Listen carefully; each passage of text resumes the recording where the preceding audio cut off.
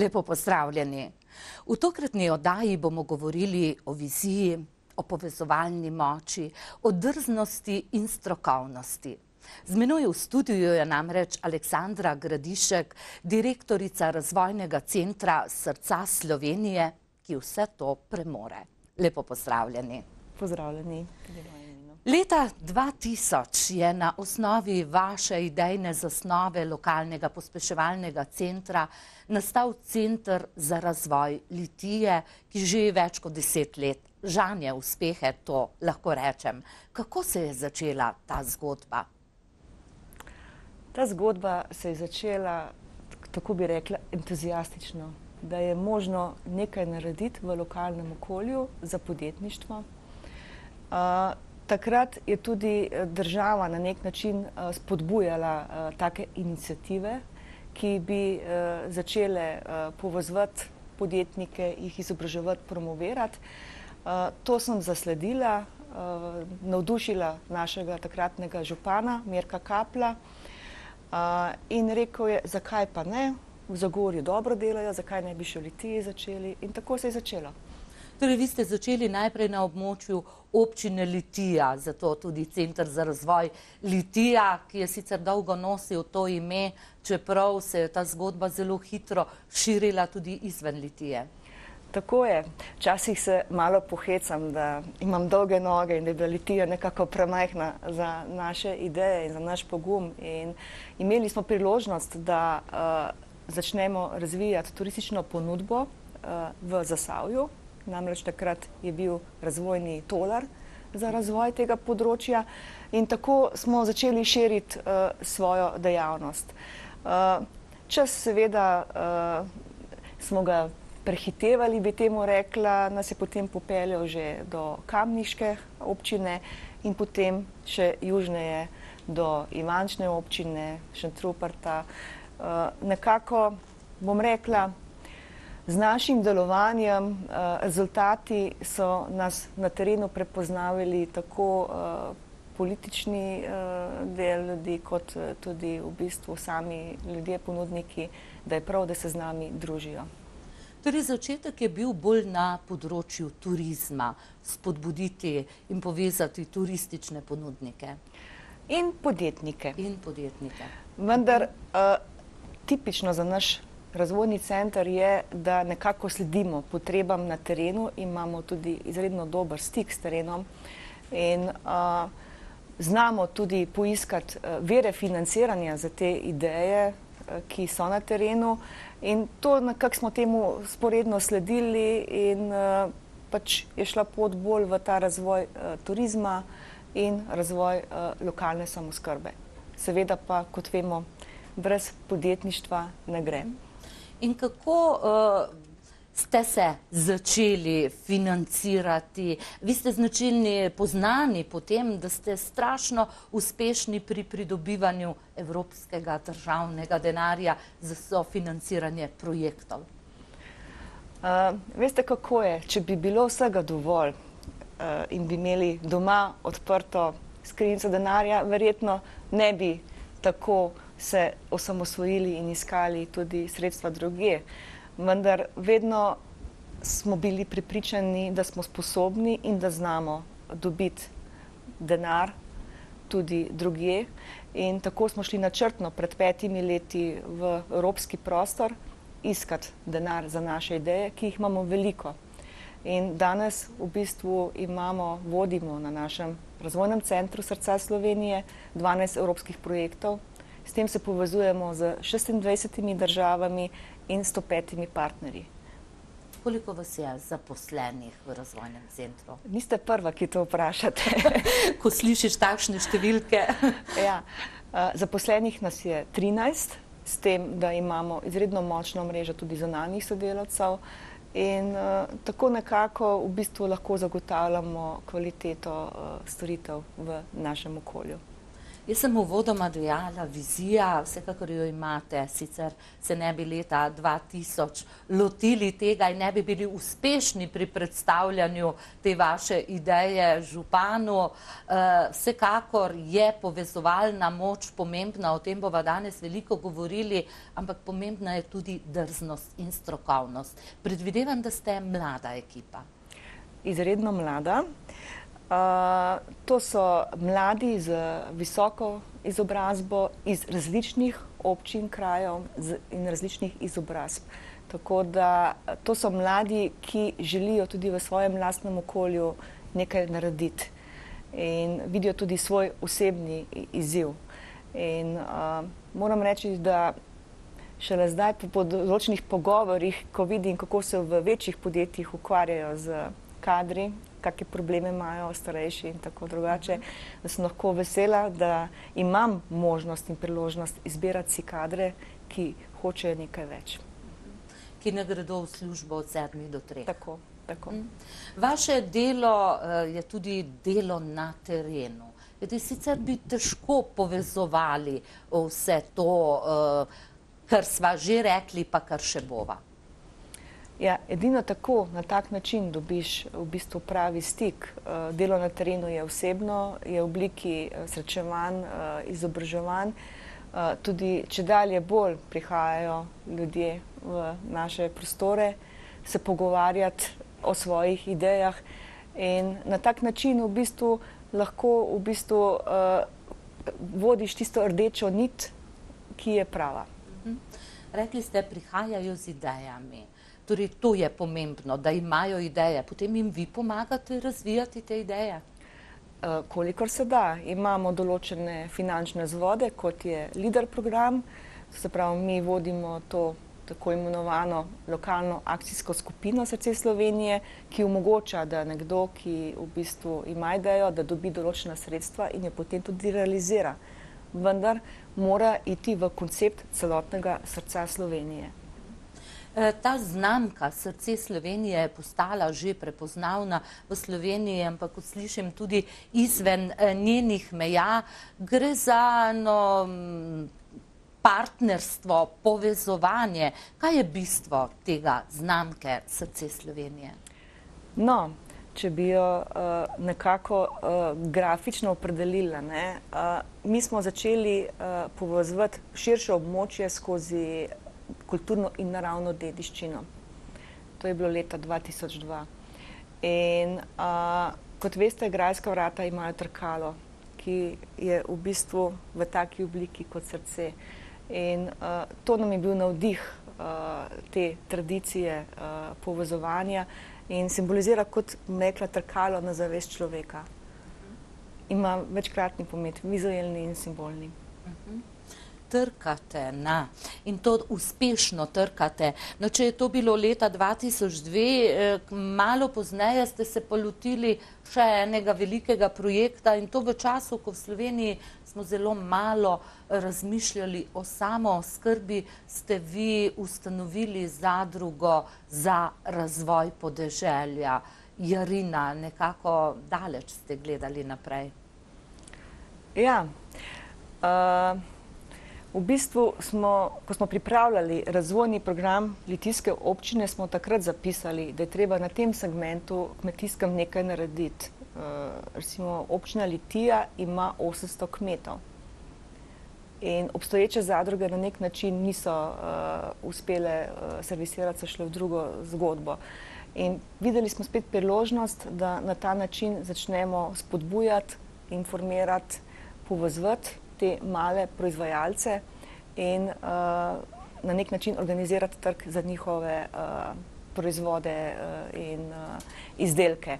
Na drugi strani pa, kot smo že govorili o turizmu, tudi mi smo veliko delamo na razvoju turističnih produktov in ni dovolj, da neka inštitucija razvije nek produkt, naredi krasne brošure, gre parkrat na sejem, vključi notri ponudnike, ampak je potrebno to potem spraviti res v življenje. Zato je tudi Jarina imela status incoming, in ga ima še danes, incoming turistične agencije. To pomeni, da skrbi, da pridejo turisti v naše kraje.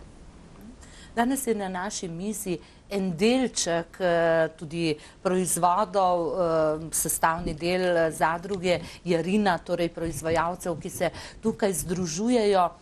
Ampak verjetno začetki niso bili preprosti. Verjetno ni bilo te miselnosti pri ljudeh, ki smo se navadili že pred desetletji, da vse raste v trgovskih centrih, premakniti. Res ni bilo lahko. Moram pa reči, da smo dobili tisti konkretni posluh v občini Dol pri Ljubljani, naši sosednji občini, ki že vsega začetka sodeluje z našim centrom, kjer je naš župan Primož Zupančič podprl pri ideji, da za njihove kmete, ki so dobro prodajali svoje pridelke, izdelke na tržnici v Ljubljani, naredimo nekaj več. Naredili smo spletno stran Naravnost dežele, naučili kmete vnašati podatke, kako ponudbo imajo, označili kmetije, spromovirali in to je bil pač prvi korak, da smo poskušali privabiti domačine kot turiste na njihove kmetije. Videli smo, da to ni dovolj, da je treba to zadevo širiti. In tako smo leta 2007 prvo solato od kmeta iz Dol pri Ljubljani pripeljali v Litijski vrtec. Tako se je začelo. In danes povezujemo v bistvu 50 malih kmetov in dobavljamo preko zadruge Jarina v 60 javnih institucij. Solata, korenje, krompir, med, čaj, krhlji, orehi, vse, kar v bistvu priraste na našem območju. Ja, tukaj imam v rokah to zloženko kmetij, ki so nekako vključene v to zadrugo Jarina. Rekli ste, šolam, vrtcem dobavljate. Kakšna je pa zdaj situacija? Je večja ponudba za strani članov zadruge, torej kmetov, ali je povpraševanje ustanov večje? Zdi se mi, da se nekako premika, da se tudi ustanove začenjajo zavedati pomena zdrave hrane. No, mi smo bili res takrat pionir na tem področju in dejansko smo širili to idejo na podlagi zaupanja med temi javnimi institucijami, na eni strani kot kmetov. Danes se o tem res veliko govori, vendar moram reči, da še ni doseglo tiste prave dimenzije, da je tukaj še veliko za postoriti.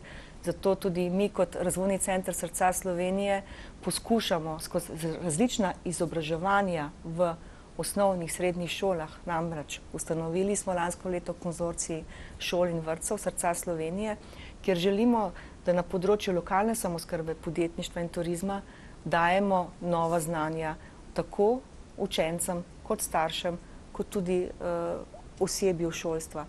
Seveda, odvisno je pa od vodstva šola, kako to zastopi in kako to podpira. Človeški faktor. Povsod. Zato je pomembno, da resnično se v zadnjem obdobju veliko govori v Sloveniji o pomenu te lokalne samooskrbe, ki je padla resnično na minimum, ampak premikov takšnih, kot ste jih vi naredili, pa ni veliko. Zaenkrat ne. Mi tudi na drug način pospešujemo lokalno samooskrbo na našem območju z vzpostavitvijo tržnic. Tako je župan občine Ivančna Gorica imel idejo, da to naredi. Pristopili smo mu nasproti in verjetno veste, da to je danes uspešna zgodba, kako se znajo povezati lokalni kmetje, prideti na tržnico in uspešno prodajati, ponujati svoje pridelke in izdelke.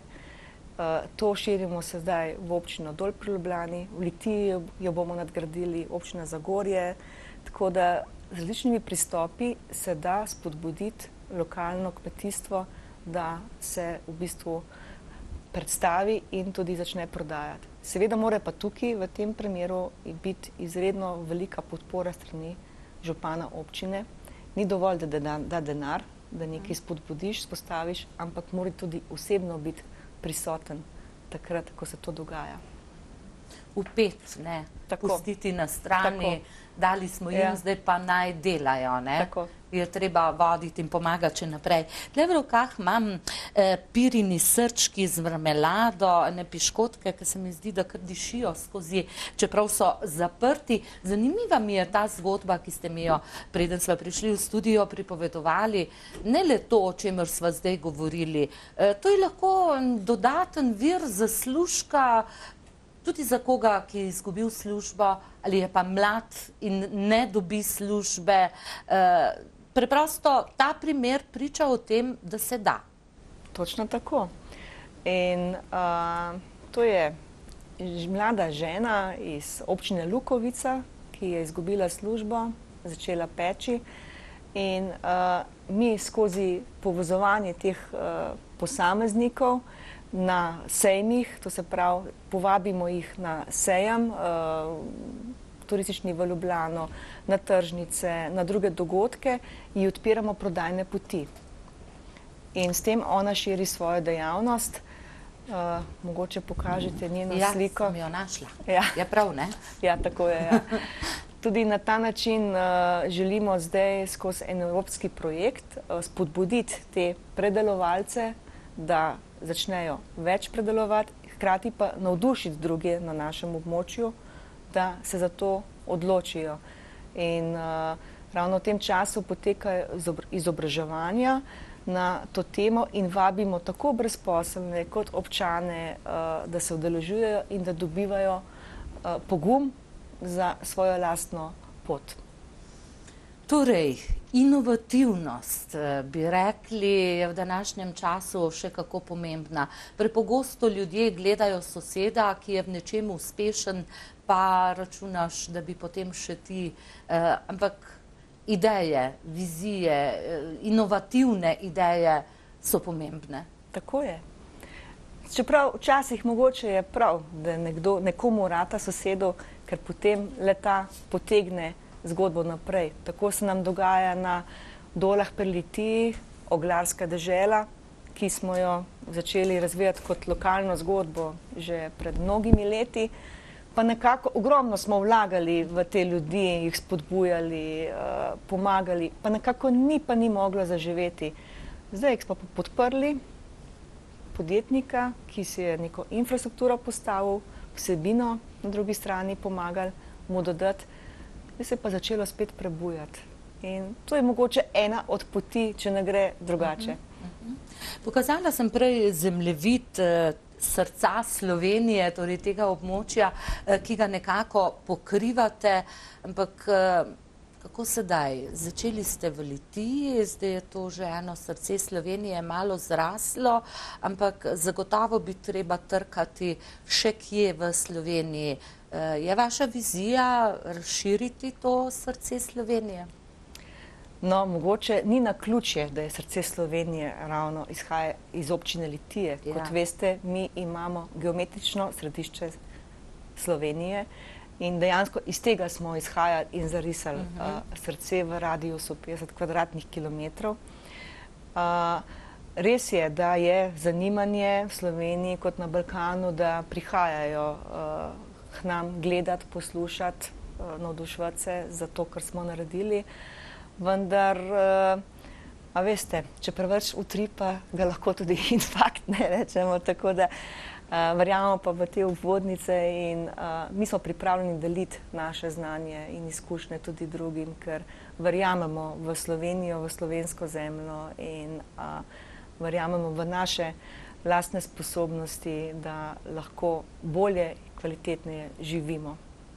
Ker se nekako mrežite, če je to prava beseda, tudi izven, pri projektih izven države Slovenije, se vam zdi, da bi na tem področju tako lokalne samooskrbe, tako dediščine, turistične ponudbe, podjetništva skozi vse skupaj bilo pomembno, da se ta Slovenija bolj povezuje na takšen način, morda kot je srce Slovenije ali kakšen drugi, da je tega povezovanja premalo, da se ne zavedamo te moči povezovanja? Mislim, da se že marsikateri v Sloveniji tega zaveda, moči povezovanja, vendar druga stvar pa je, ali si to sposoben narediti. Ni preprosto, ne? To je izredno zahtevno delo in izredno, kot ste uvodoma rekli, ne, zahteva pogum, entuziazem in drugače ne gre. Veliko krat moraš kaj požreti, veš, da ni prav, ampak veš, da edino tako lahko stvari naprej pelješ. In je pa lepše in lažje nam delati sedaj, ko imamo že večji krog sogovornikov in podpornikov kot na začetku, ko nismo imeli nobenega. Bila je ena ideja, enih tam iz Litije, iz centra, niti ni bilo razumljeno, kaj želimo. Morda danes še vsak ne zastopi, vendar res pravim, to je razvoj in razvoj je težko razumeti, ker nima vedno jasnih rezultatov tisti moment. To je delo na dolgi rok. Aleksandra, vi ste bili tisti, kot sem že dejala, na osnovi vaše ideje je nastal ta Center za razvoj Litija, ki je danes tako zrasel. Koliko ur na dan ste delali? Kaj vas je motiviralo? Kaj vas je gnalo naprej? Zagotovo je bilo precej polen pod nogami. Mogoče že jaz od same mladosti nekako sem vedno iskala neke take izzive drugačne. Vendar, zakaj sem sploh v Litiji pristala? A niste iz Litije? Sem, ampak v bistvu po drugem otroku, hčerki Andreji, mi je mama rekla, jaz pa ti ne bom pazila otrok, če boš ti v Ljubljano hodila v službo. In to je bil vzvod, da sem jaz odprla časopis Delo in našla slučajno oglas službe v Litiji. Tako se je začela moja pot v Litiji. Kot sem že prej rekla, na državnem nivoju so se začele spodbujati take iniciative in se rekla, opla, to pa je to. In nekako mi je bil to velik izziv. In izziv mi je bil tudi mogoče predsednik Obrtne zbornice Litije, ki mi je nekega dne odprl okna na parkirnem prostoru pa rekel, veš kaj ti povem, ti pa ne boš uspela zato, ker imaš take ljudi okoli sebe. Sem rekla, ne. Bom pa dokazala, da se da, ker verjamem v ljudi in verjamem v dobro tega slovenske zemlje. Tako se je začelo in je pa mogoče moj karakterno tudi značaj, da sem vztrajna in da nekako in vizionarka in to je to. In vizija, verjamem, imate še vedno, vam ne zmanjkuje. Kako naprej? No, zdaj je ravno obdobje novega načrtovanja do 2020, kjer se izredno s tem ukvarjamo, imamo razna srečanja z ljudmi iz terena, debatiramo, postavljamo si cilje, strategije, projekte in zelo dober občutek je bil, ko je nekdo rekel, pa sej to vizijo, ki ste se postavili leta 2006, ste že dosegli. Takrat smo rekli, da želimo postati vodilno slovensko območje srčnosti, podjetnosti in tradicije. Mi moramo drugo vizijo postaviti. Tako da smo si zdaj zastavili vizijo, da srce Slovenije so razvojna vrata za nove priložnosti, kar pomeni, da vsak človek ima priložnost se samo uresničiti in kakovostno bivati. Samo pač prevzeti mora odgovornost zase in si najti pravega sogovornika.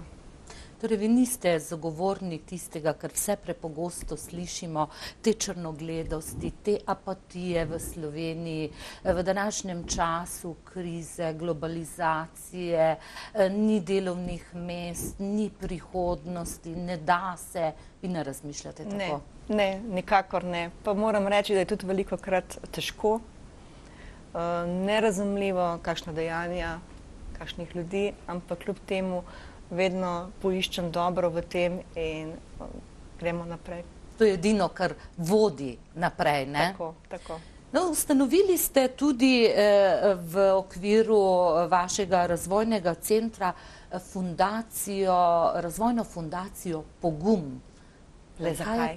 Ja, pogum, vem, da je potreben povsod, ampak kaj je pa vloga te razvojne fundacije Pogum? Mogoče se nisva dotaknile teme mladih.